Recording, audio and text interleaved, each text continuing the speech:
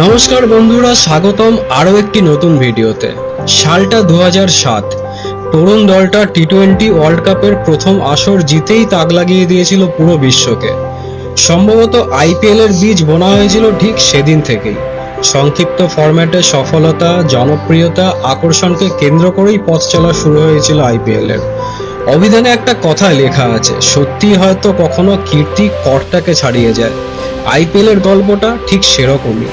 2008 থেকে 2025 মাত্র 18টা আসরেই আইপিএল একদিকে যেমন বাড়িয়েছে বিসিসিআই এর সমৃদ্ধি, প্রতিপত্তি, অন্যদিকে সাক্ষী থেকেছে কত ক্রিকেটারের উত্থান আর পতনের। 41 বছরের প্রবীণ তাম্বের ডেবিউ থেকে শুরু করে ম্যাচ ফিক্সিং, স্বপ্ন পূরণের গল্প, বিতর্ক পিছু ছাড়েনি আইপিএল এরও।